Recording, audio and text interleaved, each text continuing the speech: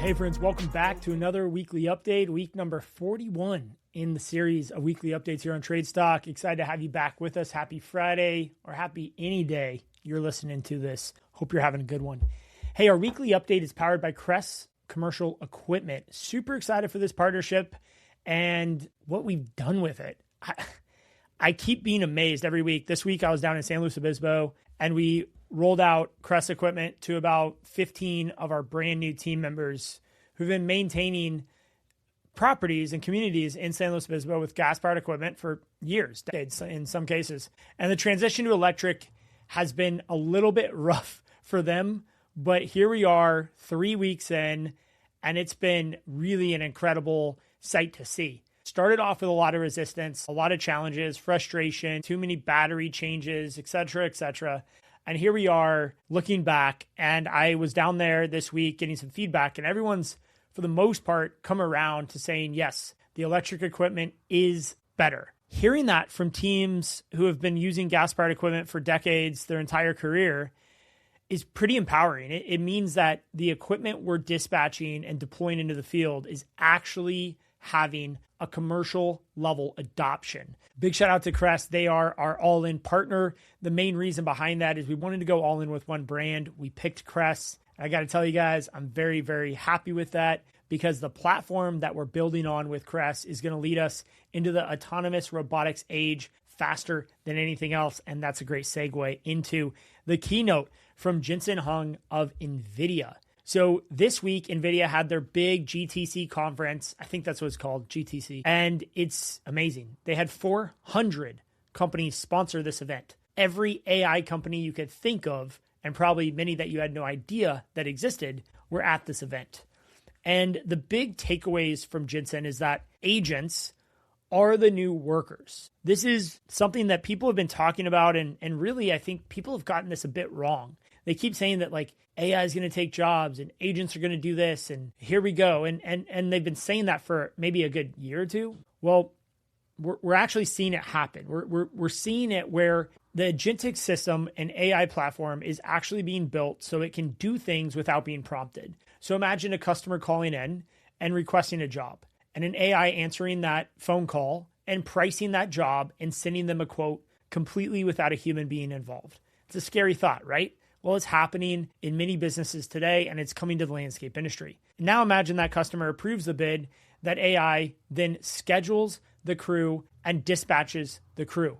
The crew shows up, meets the client. That's the first human interaction the client had, does the work, completes the work, clicks complete in the system, and the same AI agent, maybe a different trained agent, then basically invoices the customer, collects the customer data as far as how'd it go, was it good, was it bad, any feedback, and finalizes the work. And then checks back in with them in a couple months to make sure everything's going good, to see if they maybe need some more work done. This workflow is happening in businesses today, and it's only going to accelerate into our industry. Now, I know what you're thinking. There's no way an AI is going to be able to price my work the way I do. And you're probably right today. But things are changing so fast that in the future, this is a very, very real situation. So Jensen kind of talks about that as far as over the next 24 to 36 months, the back office of almost every single business is going to be automated to a very high degree utilizing an AI workforce. Those who embrace AI workforce, build out the workforce, and deploy it fastest at the highest level of accuracy and efficiency and efficacy are going to win in their specific division. Of course, this is just him talking about the industry or the world in general, not necessarily the trades industry, but I do think all this is very applicable. He also says every industrial company will become a robotics company, meaning that every company that has some level of industrial production, manufacturing, or service, and I'm going to put the trades kind of like in the gray area here, is going to become a robotics company. And we're already seeing this. I tour some plants here in the Salinas Valley that produce lettuce or that produce other agricultural products, and they are using a lot of robotic machines to sort, to manage, to do things. And it's really interesting. If you guys want to check out something, go to Reservoir Farms. Just type that into Google. They're a startup out of Salinas led by Danny Bernstein, and they had their grand opening on Monday, which we were at. And they have 12 ag tech startups that are focused around robotics in their incubator here in the Salinas Valley. Really cool place where you're seeing ag and you're seeing tech come together. And I thought this was interesting. At this grand opening, there's 300-400 people there. And I see an old rancher walking through with like the flannel, the hat, the jeans and the boots, like typical, rancher. He's probably like in his 70s. And then I see a 22-year-old with Vans, like chinos and a Star Wars shirt on. And I just had to laugh because these two people are now in the same industry. And they both feel very uncomfortable about the other person, but together they're building something that's really amazing. And ag tech and robotics and what's happening in industrial and now into the landscape industry is a really exciting thing. And I am going to make a bit of a prediction. I think in 5 years, every single crew is going to have the opportunity to optimize with a robotic coworker. How many people will actually deploy and utilize robotics? That's yet to be decided. That percentage of adoption is an unknown number. But I will say, I do believe there will be a robot in use, or at least an ability to be used on every single landscape crew out there, including installation and maintenance and service. What will the robots do? Yet to be decided outside of lawn care. But I do see them blowing. I see them cleaning, picking up after people, going behind the human who's doing all the hedge pruning and trimming and picking up all the waste, doing some weeding, maybe spreading some mulch and cleaning some areas out, potentially excavating and digging into irrigation issues. So really exciting to see where these robots go. But I will say, if you're not looking at this, you're probably not missing anything today. But over the next 3 to 5 years, I do think robots are going to end up being a big part of our industry. Scary thing to think about. The other thing Jensen said is the flywheel belongs to whoever builds the platform first. Really interesting thing here. These flywheels that Jim Collins talked about in his book, Good to Great, the flywheel effect is in full force here in the AI and tech world. We're seeing people who are starting these flywheels from scratch. So let's just use autonomous mowers.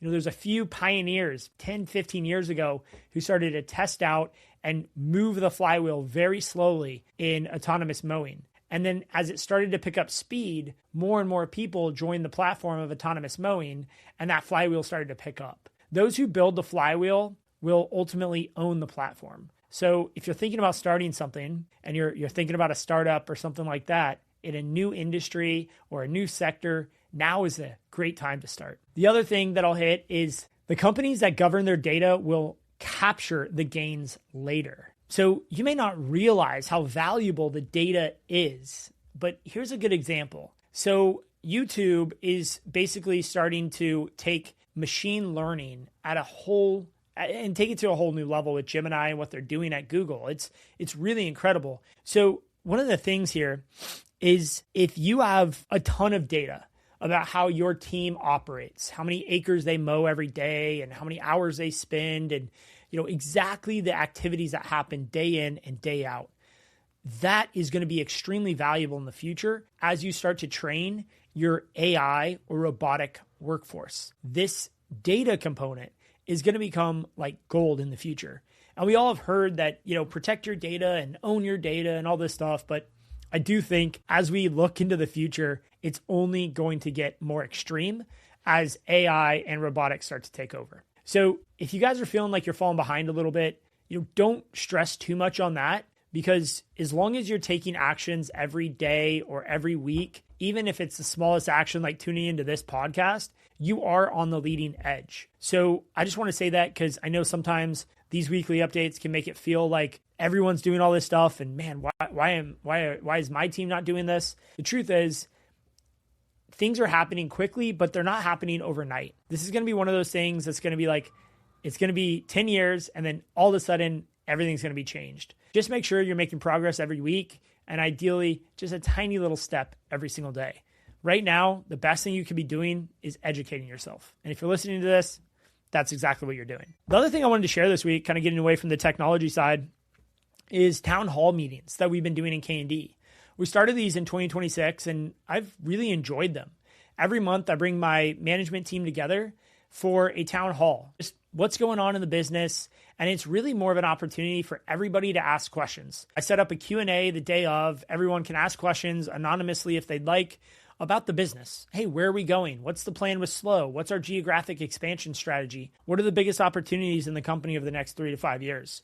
What's this? What's that? Hey, when is the Wi-Fi going to get better? Because the Wi-Fi has been a little bit shitty at our office lately. Stuff like that. So it's just a chance for everyone to get on the same page. We get about 35 people in the room, and we just kind of go through everything. And then that team will take that information and then just kind of like translate that down into the rest of the organization and the production team.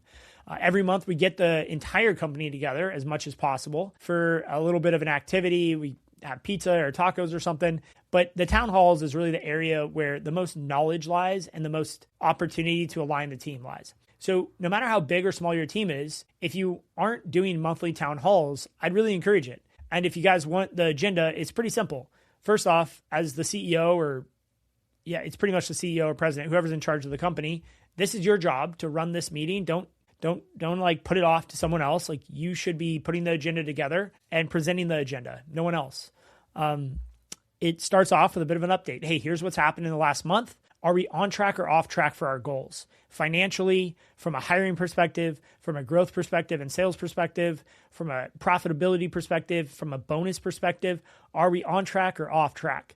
This is an area that I've struggled with a little bit in the last few town halls. And going into April, I feel a lot better about this like CEO update. I'm trying to dial this in. And then the second half of that is just questions from the team. They can ask questions live. They can put it into a bit of a survey ahead of time. Highly recommend this, by the way. Some people may not be comfortable asking certain questions in front of the whole group. So having a platform where they can ask questions ahead of time is a great way to get the most feedback and make sure that you're removing as many roadblocks and gray areas as possible as you grow your company. So that's something that we're doing. I really enjoy it. It's fun. I think it's something that most, if not all, companies should do. One of the other things that I think is really fun and something that I recommend is this idea of building in public. So I'm stealing this a little bit from Jensen and the NVIDIA keynote he gave. But the idea is building in public is like, share your ideas, share your vision, share your plan, share your strategies, share the nitty gritty details, share the losses, share as much as you feel comfortable sharing, and then share a little more. Now, don't disclose confidential information about employees or clients, right? Like, don't do that. That's not what I'm saying. But why not share your thesis and philosophy on how you see the industry? Why not share what your vision is for your company? There may be someone out there across the world in a different state, working at a different company that aligns so closely with your vision, the way you see things, your philosophy, that they want to join your mission. And they would never find you if you don't share what your mission is. So I think most companies, especially in the landscape industry, tend to hide and hold tight their data, their information, their strategy, their goals, and their vision. I obviously haven't done that. Here we are, weekly update. I pretty much tell you guys everything that's going on inside of K&D. And I think that's really interesting. I think that the more you share, the more you gain. So that's a little bit of my just encouragement for you guys. No matter what your position is in the company, I think networking and sharing ideas and strategies and vision is really important. And maybe you should start with your own company and your own team. I've noticed that many people on our team actually don't have a total clear lens into what our plan is for the next 3 to 5 years. So that's on my mission, on my to-do list, to work through that with every single person on my team so everyone's crystal clear, including myself. Because I think probably the biggest reason why you haven't shared your vision or strategy with the world is you don't even know what it is. So if you don't know what it is, well, we need to start there. That's foundational step number 1. But ultimately, once you do know what it is and you know where you're going, share it with your team, then share it with your friends, then share it with the world, in that order. All right, guys, this has been another weekly update. Appreciate you guys tuning in. If you didn't catch the episode this week with Brian Fullerton, definitely tune into that. Week before with Richard Sperber, definitely tune into that one. 2 absolute bangers of shows and guests back to back. I'm super proud of that and just excited to have these amazing people on the show. So thank you guys, Brian, Richard, thank you for coming on the show. We got some amazing guests coming in. So stay tuned for next week. We got a big guest that's going to be dropping in and more names coming down the pipe. So until then, see you guys and have a great day. Thanks for tuning in to Trades Talk, where the next generation of disruptors comes to raise the bar. If you got value from today's episode, share it with someone in the trades who's ready to level up. For more tools, insights, and community, Follow host Justin White and join the movement at jwhitegroup.com.